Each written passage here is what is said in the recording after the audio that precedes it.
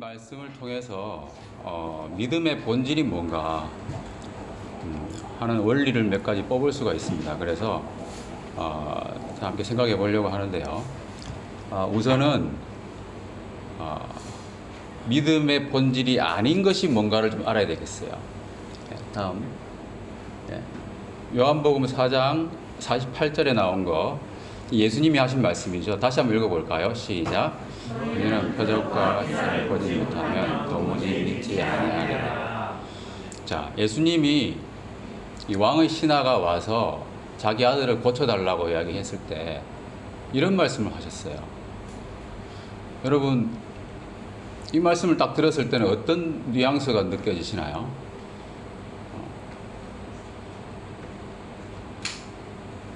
표적과 기사를 보여줄게, 믿으라, 이 뜻입니까? 아니면은 너희들은 꼭 이걸 보여줘야 믿느냐, 보지 못하고는 못 믿느냐, 이런 의미일까요?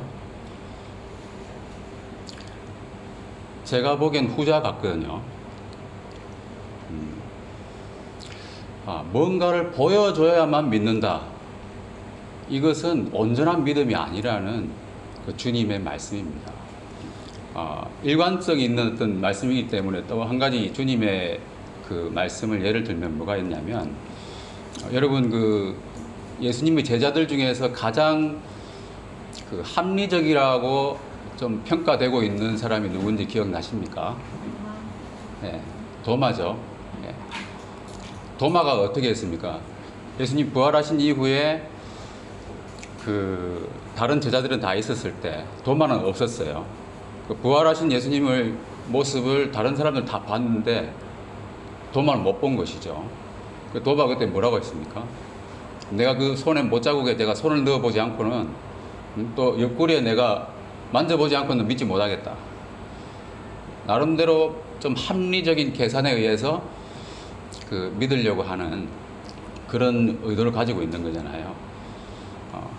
그런데 그 도마에게 예수님이 뭐라고 하셨냐? 다 같이 읽어볼까요? 시작.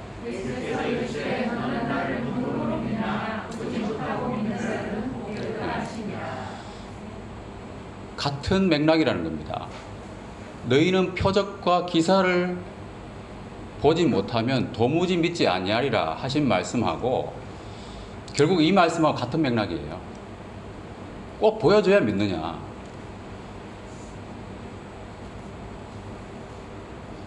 도마는 그렇게 자기가 자신감 있게 사람이 어떻게 다시 살 수 있느냐 하면서 그 손에 못자국에 내 손을 넣어보고 옆구리에 내가 손을 넣어보지 않고는 내가 도저히 못 믿겠다라고 얘기했잖아요. 그랬던 도마가 예수님 보고 나서 어떻게 됐습니까? 완전히 납작 엎드렸죠. 나의 하나님, 나의 주, 나의 하나님입니다라고 그 도마가 고백을 하게 되잖아요. 이 무슨 말이냐면, 자, 믿음의 본질적 특성이 오늘 이 설교의 제목입니다. 자, 믿음의 본질이 아닌 것, 뭘까요? 아닌 것은 보는 것이 아니라는 겁니다. 보이는 것이 믿음의 본질과는 전혀 상관이 없는 것이라는 겁니다. 여러분, 요즘은 참 물질 세계가 워낙 풍요로운 그런 시대잖아요. 물질적으로. 대표적인 이 물질 세계의 그 슬로건이라고 한다면은 어떤 증권사에서 이런 슬로건을 내세웠더라고요. 보이는 것만 믿으세요. 들어보셨죠? 네. 여러분, 보이는 것만 믿으세요. 참 그럴듯한 말 같지 않습니까? 그죠? 그런데 잘 생각해 보면 보이는 것을 믿을 필요가 있나요? 여러분 어떻게 생각하세요? 보이는 것을 믿을 필요가 있습니까? 보고 아는 거잖아요. 그럼 믿음이 필요가 없는 거예요. 보이는 것을 믿는다고 하는 것은 말이 안 맞는 거예요. 한마디로 말하면. 자, 그래서 이 믿음의 반대말이 뭔지 아십니까? 여러분, 믿음의 반대말 뭐라고 생각하세요? 믿음의 반대말. 예? 불신이잖아요. 그죠? 불신이 결국 뭘 말하는 겁니까? 고린도후서 5장 7절. 내가 읽어보겠습니다. 시작.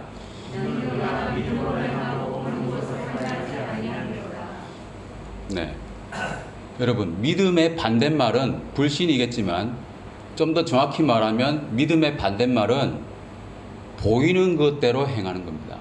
믿음으로 행하는 그것의 반대말은 보이는 대로 행하는 거예요. 이거 아주 중요한 원리입니다, 여러분. 여러분, 성경 66권에 전체적인 가르침이 있잖아요. 맥락이 있잖아요. 아주 중요한 원리가 바로 보이는 것을 추구하느냐 아니면 보이지 않는 것을 추구하느냐, 그 차이입니다.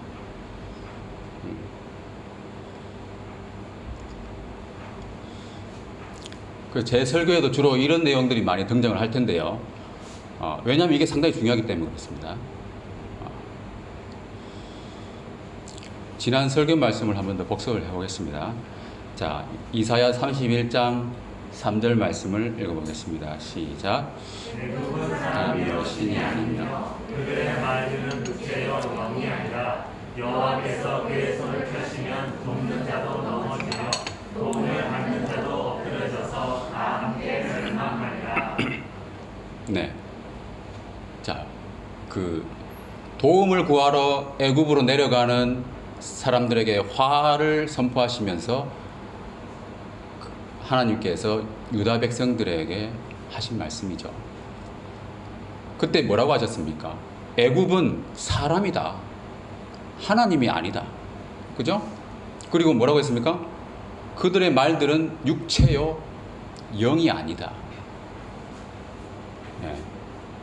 아주 단적으로 하나님의 관심사와 하나님의 백성들이 추구해야 될 것을 명확하게 말씀해주고 있는 부분입니다. 하나님은 보이지 않는 분이잖아요. 그렇기 때문에 하나님의 백성들도 보이지 않는 하나님을 의지해야 된다는 겁니다. 그렇지 못했기 때문에 하나님이 눈에 보이는 것을 따라가는 사람들을 책망을 하신 것이죠. 사람은 보이는 것이고 육체도 보이는 거잖아요. 그러나 하나님, 영은 보이지 않는 것입니다. 그런데 잘 생각해 보면 우리 인간이 눈으로 볼 수 있는 것도 있잖아요. 전체 그 빛의 스펙트럼을 고려해 봤을 때는 5% 정도밖에 안 된다고 합니다. 다음 슬라이드 보시면은, 자, 여기 보시면 아주 광범위한 그 빛의 주파수가 나오잖아요. 파장 주파수가 나오는데, 자, 여기 무지개 색깔 보이는 게 있잖아요. 그 부분이 어느 정도 됩니까? 사람이 볼 수 있는 그 가시광선에 해당되는 부분이 바로 저 가운데 부분에 무지개 있는 부분이 있잖아요. 저거밖에 안 된다는 거예요. 인간의 육안으로 볼 수 있는 것이 저거밖에 안 된다는 거예요. 나머지는 어떻게 봅니까? 인간의 육안으로는 볼 수 없어요. 그래서 특수한 장비를 가지고 보는 것이죠. 예를 들면 적외선 그 영역에서는 적외선 카메라를 가지고 본다든가, 또 자외선도 마찬가지 카메라가 있고요. 또는 방사선 뭐 측정하는 여러 가지 장비가 있잖아요. 그런 걸 통해서 가시광선 이외의 영역에는 특수한 장비를 통해서 본다는 겁니다. 여러분, 사람이 눈으로 볼 수 있는 거 있잖아요. 그건 아주 범위 자체가 좁은 거예요. 보이는 것을 의지한다는 것이 얼마나 허무맹랑한 것인가 하는 것을 단적으로 말해주는 것이죠.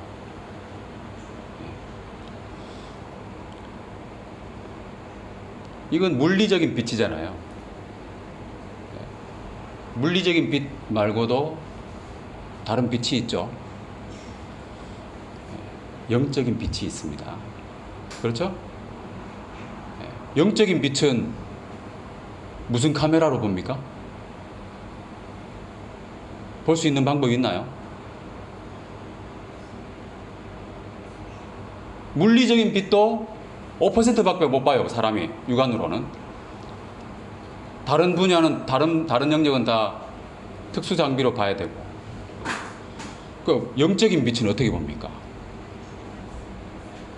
영적인 빛이 뭡니까, 여러분? 예수님이죠. 그죠? 영적인 빛을 보는 것. 자, 지난 설교 때 말씀을 다시 한번 또 복습해 보겠습니다. 시작. 기록된 바 자기를 사랑하는 자들을 위하여 예비하신 모든 것은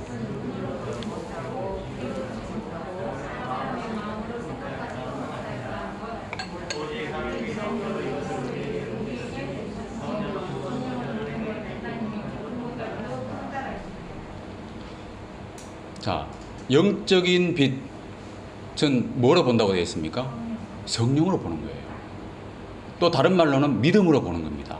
여러분, 성령하고 믿음은 항상 같이 갑니다, 여러분. 성경 말씀을 잘 읽어보시면은 성령하고 믿음은 같이 가요. 예. 그리고 율법이랑 또는 육체랑 또 같이 가고요. 예. 자,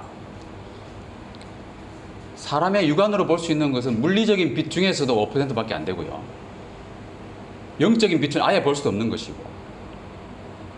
예.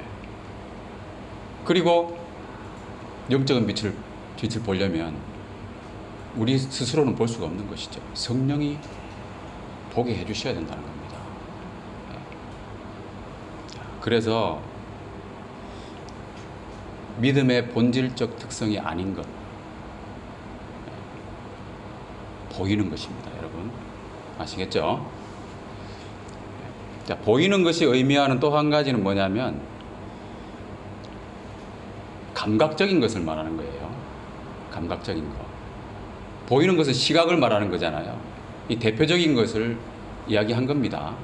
예, 우리 뭐 감각은 5가지 감각이 있잖아요. 시각, 청각, 미각, 후각, 촉각 있잖아요. 예. 그래서 이 감각들 중에서 대표적으로 이제 보이는 것에 대해서 이야기를 한 겁니다. 그러니까 감각적인 것은 영적인 거하고 상관이 없다는 거예요. 감각적인 것은 믿음하고 상관이 없다는 겁니다. 믿음의 본질적 특성에서 우리가 주의해야 될 건 뭐냐면 믿음의 본질이 절대 아닌 것. 감각적인 겁니다. 요즘 교회가 많이 여러분 감각적으로 흐르고 있어요. 그런 부분들에 대해서 경계해야 됩니다. 한국 교회가 얼마나 많습니까? 그죠? 그런데 한국에 결혼하는 사람 별로 없죠, 이제. 그쵸? 젊은 사람은 결혼 안 하잖아요. 성경에서 결혼 안 하도록 가르칩니까?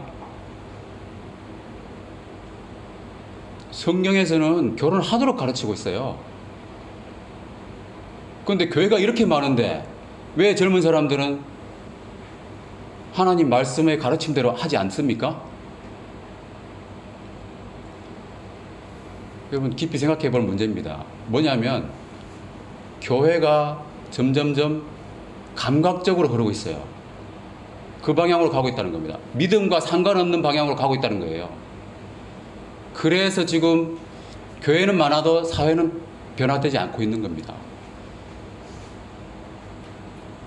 우리 자신부터 먼저 하나님 말씀에 깨어서 믿음을 제대로 가져야 되겠죠. 네, 감각적인 거 이야기했습니다. 감각이 주로 영향을 끼치는 부분은 뭐겠어요? 우리 인간의 그 인격의 3요소가 있죠. 지성, 감성, 의지, 지정의라고 얘기하잖아요. 그죠?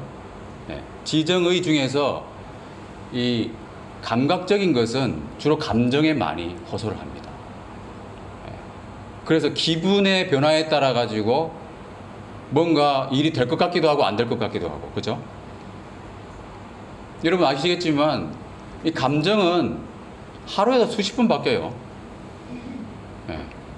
저도 오늘 아침에 비염 때문에 상당히 고생을 하다 왔는데 약을 좀 독한 약을 먹고 좀 푹 자고 나니까 지금은 좀 말짱해졌거든요. 아침에서 기분이 상당히 안 좋았었어요. 근데 마침 좀 쉬고 나니까 감사하게도 지금 설교할 수 있게 됐는데 아주 감사하죠. 예. 기분이 아주 밝았다가 아주 어두워졌다 그러는 거예요. 그렇다고 해서 뭐 사실 자체가 바뀌는 건 아무것도 없습니다.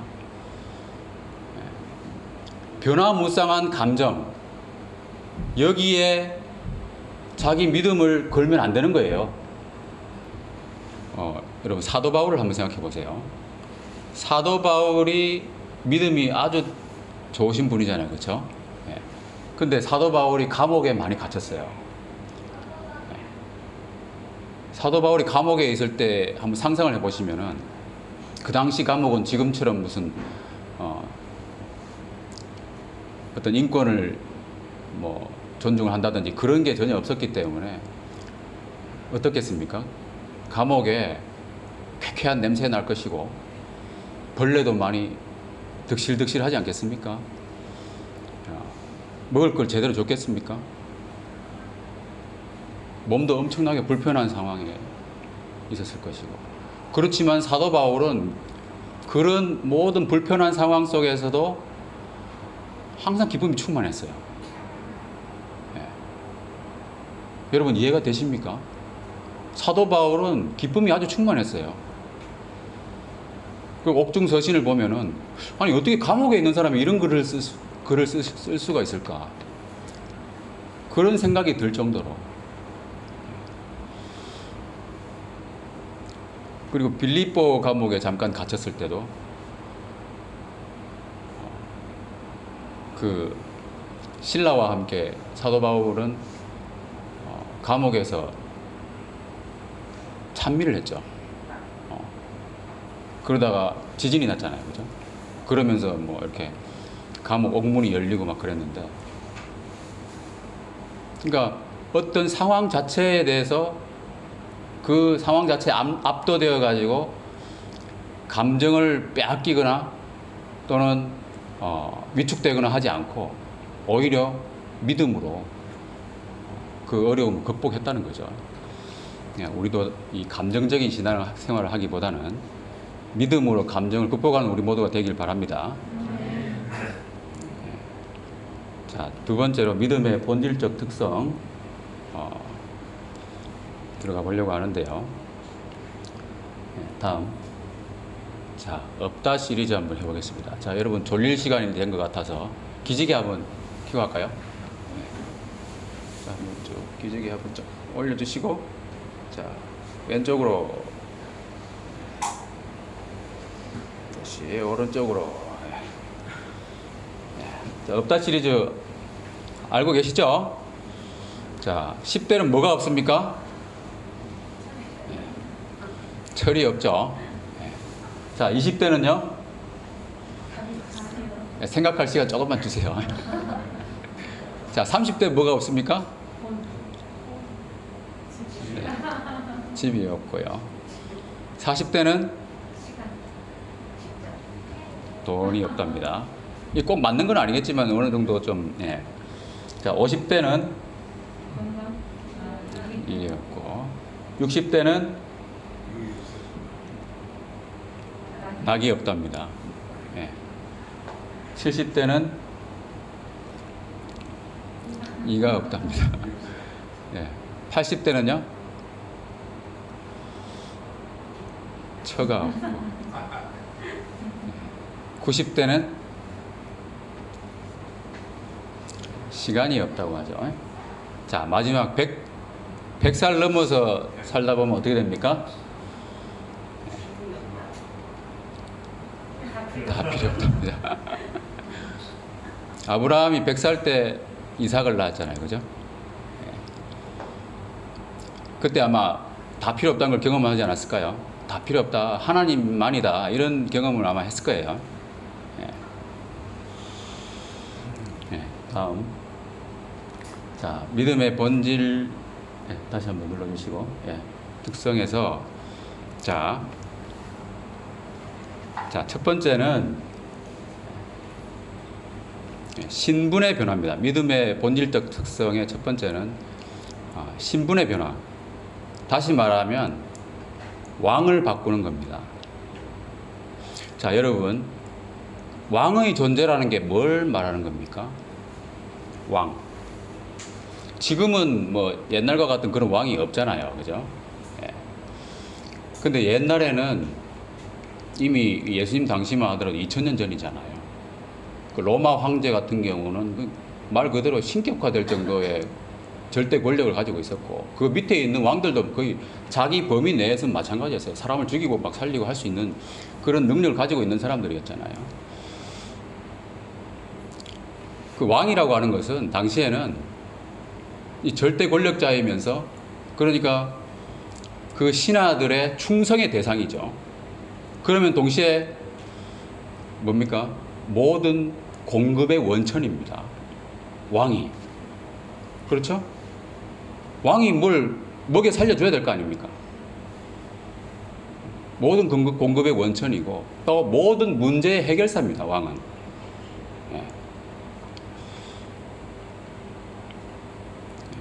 그런데 이 왕의 신하, 오늘 본문 말씀에 보면 왕의 신하가 나오잖아요. 왕의 신하가, 이 왕은 누굽니까? 헤롯 왕이겠죠. 그 왕, 헤롯 왕의 신하가 누구한테 왔습니까? 예수님한테 왔잖아요. 그죠? 이 왕의 신하로서는 있을 수 없는 일입니다. 여러분, 절대 권력자이면서 모든 공급의 원천이면서 문제 해결사인 자기 왕한테 안 가고 예수님한테 와가지고 자기 아들 고쳐달라고 한 겁니다. 이 말은 무슨 말입니까? 왕을 바꾼 거예요. 그 신하의 입장에서는 더 이상 헤롯은 내 마음 중심의 왕이 아니라는 겁니다. 직업적으로만 내 상관일 뿐이지 내 중심에서 왕으로 인정되지는 않는다는 거예요. 이제부터 누가 왕입니까? 바로 예수님이 왕이라는 겁니다. 다니엘 말씀을 보시면 여기 6장 7절이 나와 있는데, 자, 다니엘이 워낙 충성스럽게 일을 잘했습니다. 알고 계시죠? 그래서 이 다니엘이 워낙 빈틈없이 깔끔하게 일 처리를 잘하니까 거기 주변에 있는 다리오 왕의 참모들, 그 대신들이 시기를 많이 했어요. 그 다니엘을 잡아 넣으려고 궁리를 하다가 안 되겠다. 얘는 이 일을 통해 가지고 흠잡을 데가 너무 없으니까 이 사람 신앙 문제를 걸고 넘어져야 되겠다 라고 판단을 하고 결국 모의를 해가지고 다리오 왕한테 이렇게 건의를 합니다. 읽어볼까요? 다 같이 시작. 이제부터 30일 동안에 누구든지 왕 외에 어떤 신이나 사람이 그곳을 보면 사자에게 던져 주로 하는 것이니라. 네. 다리오 왕 입장에서는 어떻습니까? 자기를 왕으로, 그죠? 왕으로 인정해주는 아주 좋은 정책인 것 같은 그런 느낌을 받는 거죠. 그렇지만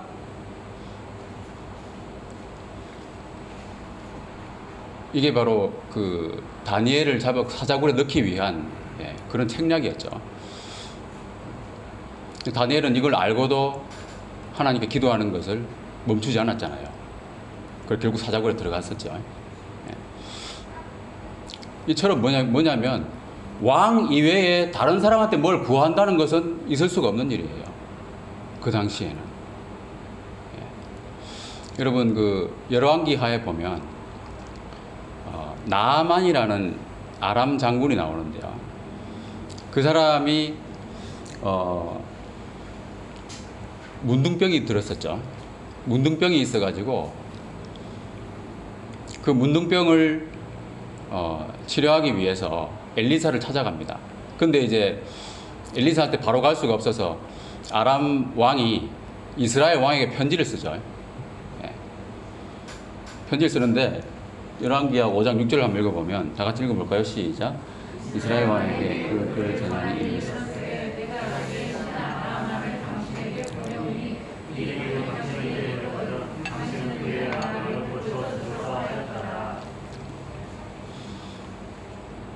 왕한테 병을 고쳐주소서 이렇게 얘기하는 겁니다. 그죠? 이스라엘 왕한테. 그 이스라엘 왕이 어떻게 했습니까? 이 편지를 듣고 옷을 찢었습니다. 아니 어떻게 내가 무슨 내가 신이냐? 어? 문둥병을 내가 고쳐주게. 그렇게 된 거죠. 아니 그런 것은 왕의 소관이 아니라고 생각을 하고 있는 거예요. 그런데 왕이 절대 권력자이면서 모든 공급의 원천이면서 또 모든 문제 해결사라면은 사람들의 병도 어느 정도 고칠 줄 알아야 되는 거 아닙니까? 당신의 능력을 보여주세요 라고 얘기하잖아요. 그죠? 그런 사람을, 능력 있는 사람을 왕으로 세우잖아요. 그런 것을, 그러니까 왕이 그렇게 통하던 시대, 그 시대에 자기가 섬기던 절대 권력자, 왕을 외면하고 예수님께 와서 자기 아들을 고쳐달라고 했다는 겁니다. 영적인 의미가 있는 겁니다. 바로 예수님을 왕으로 고백하는 그런 믿음이라는 겁니다. 여러분, 우리 11시 예배 때에 예수 우리 왕이여 라고 찬양하시죠? 그 찬양 진심으로 여러분 고백하시기 바랍니다. 예수님을 왕으로 고백한다는 말은 다른 말로 하면 통치권이 바뀐다는 거예요. 그죠? 나라가 바뀐다는 겁니다. 또 다른 말로는 국적이 바뀌는 거예요.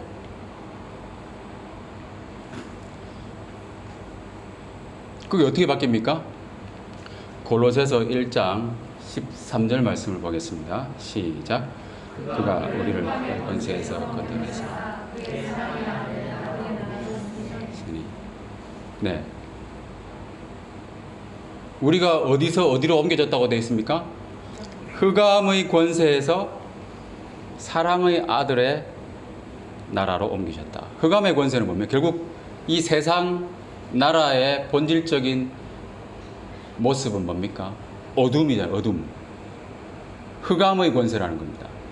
그 흑암의 권세에서 이제는 빛의 나라, 예수님의 나라, 하나님의 나라로 국적이 바뀐 것이죠. 하나님 나라의 백성이 되었다고 하는 것은 예수님을 왕으로 시인한다고 하는 것은 결국 이것을 의미하는 겁니다. 자, 그러면 우리 왕에 대해서 다시 한번 생각해 볼까요? 왕은 모든 공급의 원천이며 또 문제의 해결사죠. 충성의 대상이기도 하고 절대 권력자입니다. 자, 예수님이 그런 분입니까? 맞잖아요. 그죠? 우리 예수님께 충성해야죠. 모든 공급의 원천이기 때문에 예수님께 기도하는 겁니다. 예수님의 이름으로 하나님께 기도하는 겁니다. 모든 문제 해결사이기도 하기 때문에. 자, 로마서 10장 12절 말씀을 읽어보겠습니다. 시작. 한 분이신 주께서 모든 사람의 주가 되사 그를 그 모든 사람에게 부여하시다. 네. 주님 한 분이 모든 사람에게 부여하신 분이에요. 네. 모든 사람에게 경쟁이 필요 없는 겁니다. 이 말씀에 대해서는 다음에 제가 기회가 되면 좀 더 깊이 좀 설교를 좀 해드리려고 하는데, 다른 사람이 많이 구한다고 해서 내가 적게 받는 건 아니에요. 그죠? 워낙 부유하신 분이기 때문에. 자, 빌립보서 4장 19절 읽어보겠습니다. 시작. 하나님이 그리스도 예수 안에서 영광 가운데 풍성한 대로 너희 모든 것을 채우시리라. 하나님은 워낙 풍성하신 분이고 무한한 공급의 원천입니다.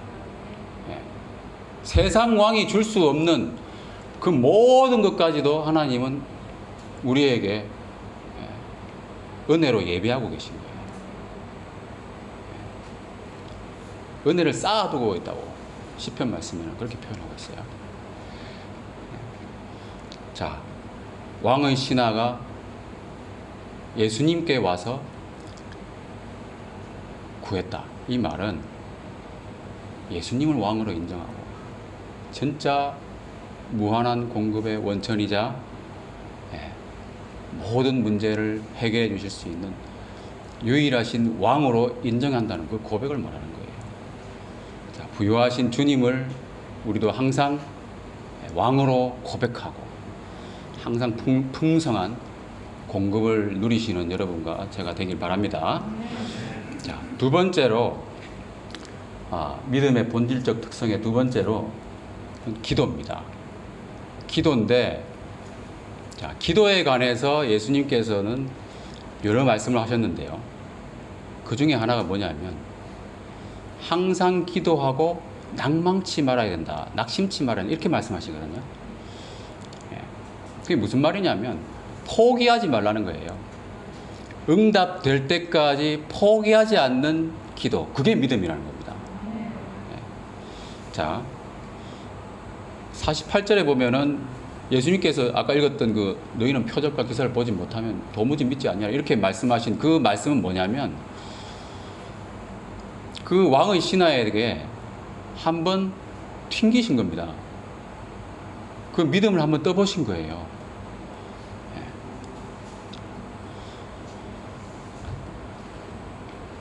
핀잔을 주신 거예요. 어떻게 보면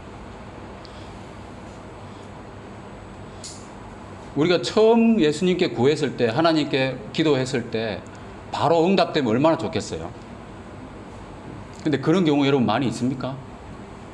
한 번 기도해가지고 응답되는 경우 많이 있어요? 잘 없잖아요. 그렇죠?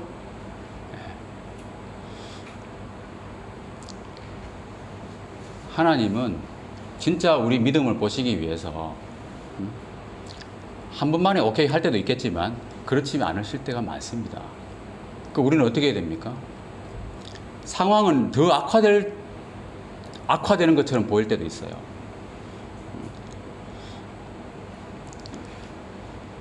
이 왕의 신하는 어떻게 했습니까? 49절 말씀 읽어보겠습니다. 시작.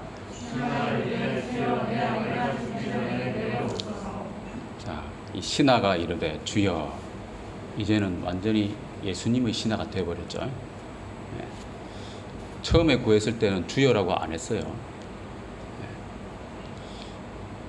이제는 절박한 심정으로 간구하고 있죠.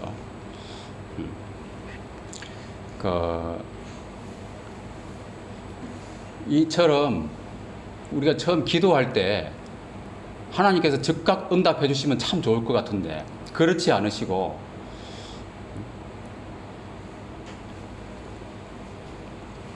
뭔가 상황이 더 악화되는 것 같은 그런 일들이 종종 발생합니다. 예를 들면은 모세의 경우에 여러분 하나님의 말씀대로 그 아론과 함께 바로에게 가가지고 내 백성을 보내달라 이렇게 말했을 때 바로가 무슨 조치를 취했냐면 그전에는 벽돌에 쓸 짚을 같이 줬는데 이제는 주지 말라. 스스로 짚을 줍게 하라. 그러면서도 벽돌 굽는 양을 평소처럼 다 채워라. 그래가지고 이스라엘 백성들이 더 심한 학대를 당했습니다. 그리고 모세가 하나님께 뭐라고 했습니까? 어찌하여 나를 보내셨습니까?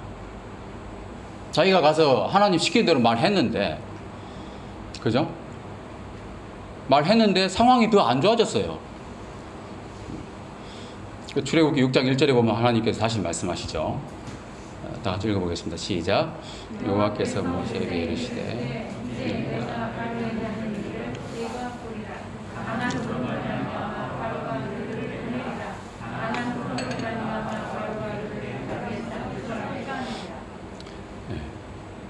상황이 더 안 좋아져도 계속 기도해야 된다는 겁니다. 하나님은 이렇게 약속을 하신다는 거예요. 자, 누가복음 18장에 보면 여리고에 주님이 가까이 가셨을 때 한 맹인이 길가에 앉아서 구걸하다가 사람들이 막 지나가는 소리를 듣고 아니 무슨 일이냐 이렇게 물어보니까 나사렛 예수께서 지나가신다. 사람들이 그렇게 말했어요. 그때 맹인이 외쳐 이르되, 다 같이 읽어보겠습니다. 시작. 다윗의 자손 예수여 나를 불쌍히 여기소서. 앞서가는 자들이 그를 꾸짖어 잠잠하라 하되 그가 더욱 크게 소리지라. 여기서서 자 여러분, 이 맹인이, 시각장애인이 다윗의 자손 예수여 나를 불쌍히 여기소서 라고 외쳤는데 주변 사람들이 어떻게 했습니까? 야 조용히 해. 아마 이렇게 꿀밤도 때리고 아마 그랬을 거예요. 예. 그러면 깨갱깽깽 했으면 어떻게 됐겠어요? 성경에 안 나왔겠죠. 그죠? 그죠? 성경에 기록될 정도로 어떻게 했다는 겁니까? 더 크게 소리 질러서 주님을 불렀습니다. 예. 상황이, 기도한 이후에 상황이 더 안 좋아질 때가 많이 있어요. 그렇다고 해서 여러분 낙심하면 안 됩니다. 예. 당연한 거예요. 상황이 안 좋아지는 것은. 이런 예가 아직 많습니다. 그래서 누가복음 18장 1절에 예수님께서 그렇게 말씀하셨죠. 항상 기도하고 낙심하지 말아야 된다. 예. 그러면서 다음 슬라이드 보시면 과부 이야기를 하십니다. 혹시 이 이야기 기억나십니까? 어떤 과부가 자기 마을의 재판장에게 가서 내 원한 좀 풀어주십시오 이야기를 하는데 재판장이 듣질 않는 거예요. 근데 계속 과부가 가서 귀찮게 하는 겁니다. 오늘도 가서 풀어달라고 하고 내일도 가서 하고 계속 하니까 이 재판장이 어떻게 합니까? 도대체 이 뭔 일이지 하면서 이 과부가 나를 번거롭게 하니까 내가 귀찮아서 풀어주겠다. 그렇게 하면서 이 원한을 풀어줬다는 거 아닙니까? 그때 예수님께서 뭐라고 하셨습니까? 하물며 읽어보겠습니다. 시작. 하물며 하나님께서 그 밤낮 부르짖는 택하신 자들의 원한을 풀어주지 아니하시겠느냐. 그들에게 오래 참으시겠느냐. 예. 하나님께도 마찬가지입니다. 믿음의 기도라는 것은 뭐냐면은 뭡니까? 항상 기도하고 낙심치 말아야 되는데 하나님을 귀찮게 하는 기도입니다. 여러분 기도로 하나님 귀찮게 해보신 적 있나요? 정말 귀찮을 정도로 하나님께 기도해 보신 적 있나요? 그렇게 기도해 보세요. 안 들어주시면 이상한 거예요. 여러분들 기도 제목 한번 쭉 돌아보세요. 내가 정말 귀찮게 하나님께 매달린 적이 있는가? 아니면 내가 포기하지 않았는가? 자, 믿음의 본질적 특성. 세 번째는 말씀입니다. 자, 첫 번째는 신분의 변화라고 했고요. 왕을 바꾸는 것. 두 번째는 포기하지 않고 낙심하지 않는 기도라고 했고요. 세 번째는 말씀입니다. 이 말씀을 믿고 행하는 겁니다. 자, 50절에 보면은 말씀을 믿고 가더니라는 말씀이 나와 있죠. 이 같다는 말은 일반적인 의미에서는 행함을 뜻하는 건데요. 말씀을 믿고 행하면 하나님의 도우심을 경험하게 됩니다. 왕의 신하가 말씀을 믿고 갔을 때 이미 이루어진 하나님의 말씀을 경험하고 더 놀라게 됐죠. 그렇죠? 자, 네 아들이 살아있다고 말씀하신 것을 믿었지만 눈으로는 확인 안 했잖아요. 눈으로 확인한 것은 하루가 지난 뒤였잖아요. 어제 7시에 열개 떨어졌다고 중간에 보고받은 걸 이야기하는 걸 보면 눈에 보이는 것은 없었지만 믿고 갔던 겁니다. 이 믿고 갔다는 말은 뭡니까? 자기 아들이 살아있다는 걸 믿고 간 거죠. 예수님이 살아있다라고 말씀하셨으니까. 갈 때 기분이 어떻겠어요? 갈 때 기분이 아주 기분이 좋았지 않겠습니까?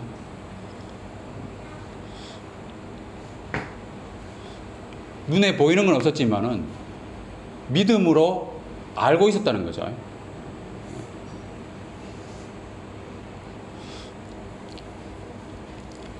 그러면서 이 말씀을 믿고 돌아갈 때 그 믿음 가운데서 기뻐하면서 안심하면서 아마 갔을 것이다. 이렇게 추정이 됩니다. 왜냐하면 말씀을 믿고 갔다고 되어 있으니까요. 그래서 믿음이라는 건 뭐냐면 히브리서 11장 1절에 보면 아주 중요한 말씀이죠. 다 같이 읽어보겠습니다. 시작. 바라는 것들의 실상이나 아닌 것들의 증거이다. 믿음은 아직 보지 못하는 것에 대한 증거라고 했습니다. 이 말씀이 잘 이해가 되십니까? 믿음이 증거라는 거예요. 믿음이 증거. 그죠? 믿음이 있으면 증거가 있는 거예요.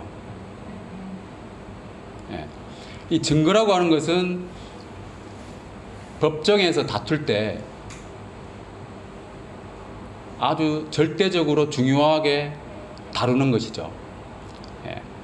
법정에 있는 사람 중에서 여러분 피고나 원고 같은 그 분쟁 당사자들 외에 그 사건을 직접 보거나 경험한 사람은 아무도 없죠. 아무도 없잖아요. 그죠? 그렇지만 법정에서는 증거를 통해서 간접적으로 보는 거잖아요. 맞습니까? 예. 증거를 통해서 보는 겁니다. 그래서 판사도 증거를 가지고 판결을 내리죠. 배심원들도 증거나 증언을 가지고 판결을 내립니다. 그래서 증거는 보지 않는 것을 보지 않은 것을 다른 방식으로 보여주는 하나의 수단인 것이죠. 그래서 이 믿음이 있다면 증거가 있다는 거예요. 자, 내 아들이 살아있다라고 예수님 말씀하셨어요. 증거가 있나?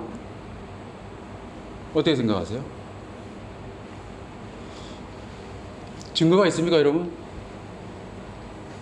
그 왕의 신하가 무슨 증거가 있었겠어요? 증거가 있죠. 뭡니까? 믿음입니다. 이해가 되세요? 네. 믿음이 있으면 여러분 증거가 있는 거예요. 여러분은 하나님 은혜에 대한 증거가 있습니까? 믿음을 가지면 그 믿음이 바로 증거입니다. 믿음이 있다면은 비록 보아서 알 수 있는 것은 아니지만 증거를 통해서 마치 보는 것처럼 알 수 있다는 겁니다. 자, 로마서 5장 2절 말씀 읽어보겠습니다. 시작. 그러나 우리가 믿음으로 서 있는 이 은혜에 들어감을 얻었으며 하나님의 영광을 바라고 즐거워하느니라.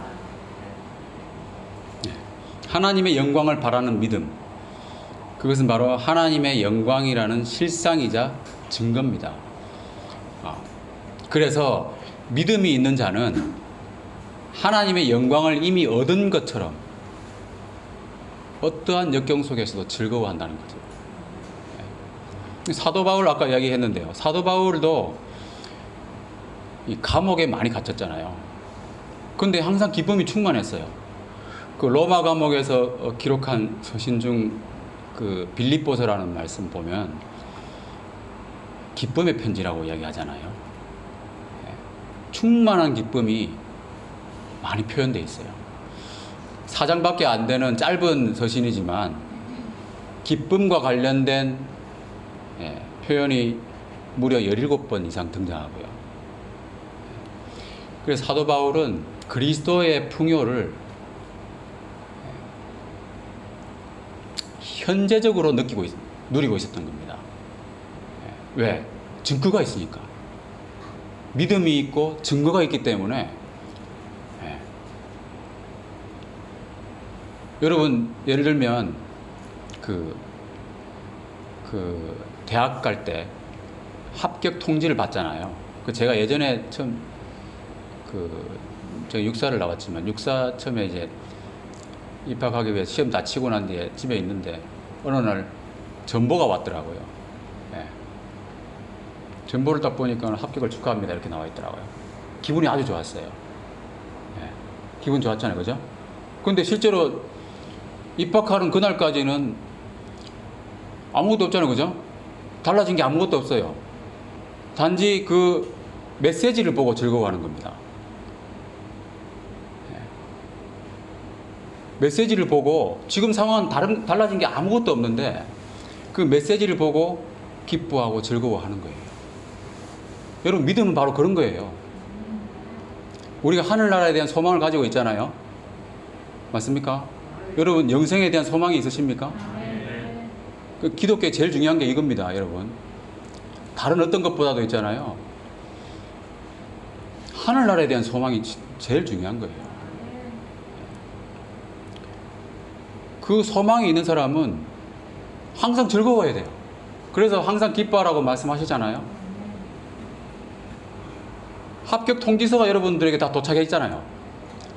예수 그리스도를 믿으면 죄 사함 받고 영원한 생명을 얻는다. 성경에 나와 있잖아요, 그죠? 그 통지서가 다 여러분들에게 들어갔습니다. 기쁘지 않습니까? 달라지는 건 아무것도 없어요, 지금 살아가는 데 있어서는. 그러나 그 메시지가 증거라는 겁니다. 그것을 믿을 때 그것은 우리에게 증거가 되기 때문에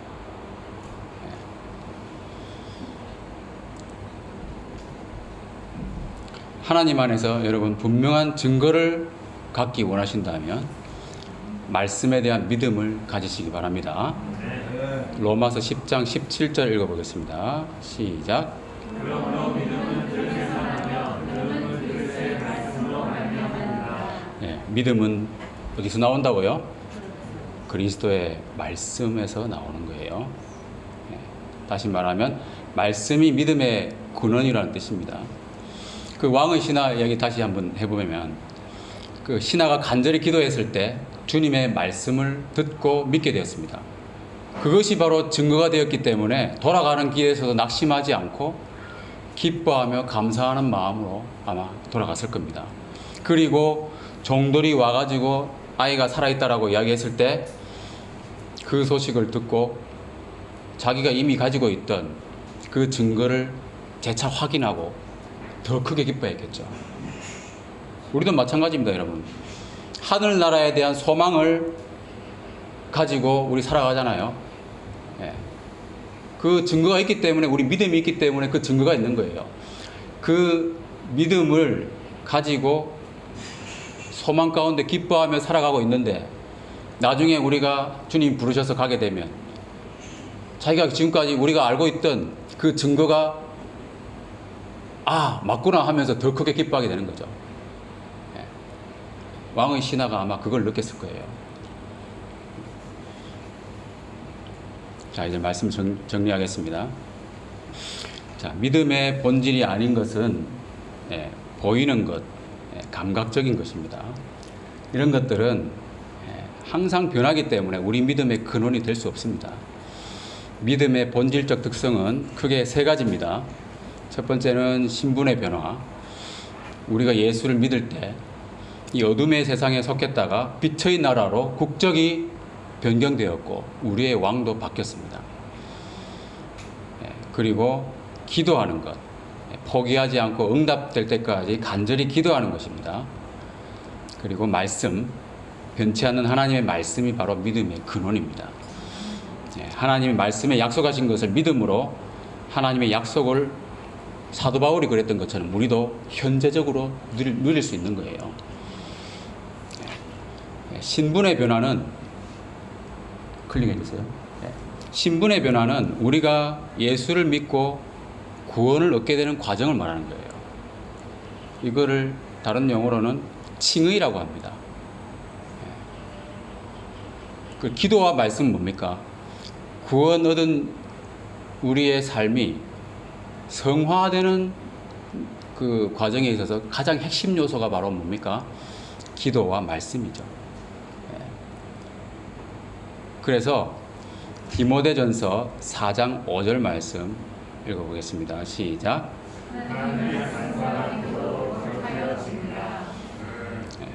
자, 믿음으로 구원 얻은 후에도 하나님의 말씀을 믿고 의지하고 믿음으로 기도하면서 성화되어 가는 겁니다. 자, 주님의 교회 우리 모든 성도님들이 온전히 예수님을 왕으로 고백하고 말씀과 기도로 주님의 형상을 닮아가는 은혜가 있기를 예수님의 이름으로 축원합니다.